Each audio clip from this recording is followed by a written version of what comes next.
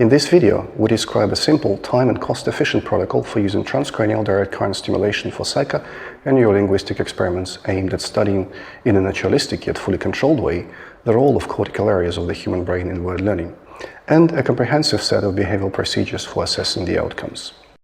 Language is a highly important yet poorly understood function of the human brain.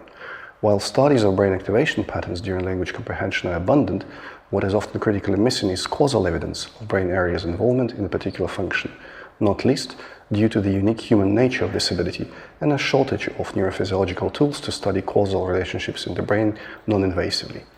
Recent years have seen a rapid rise in the use of transcranial direct current stimulation, or tDCS, which is an easy, inexpensive and safe non-invasive technique that can modulate the state of the stimulated brain area, which it does putatively by shifting excitation and inhibition thresholds, and thus enables a study of its particular contribution to specific functions. Here, we will describe the use of tDCS in a psycholinguistic word learning experiment. Here, we will consider application of tDCS to language areas in a word learning experiment.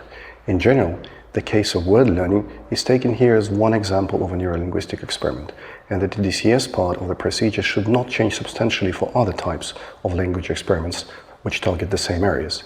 Yet, we use this opportunity to also highlight major methodological considerations in the word acquisition experiment per se, which is the second main aim of the current report. It is important to obtain all legal and ethical permissions for studies on human subjects that are required by your local legislation. In our study, the permission was granted by the University of St. Petersburg Research Ethics Committee. Conduct all measurements in a soundproof or at least sound-attenuated camera. Sound insulation is very important.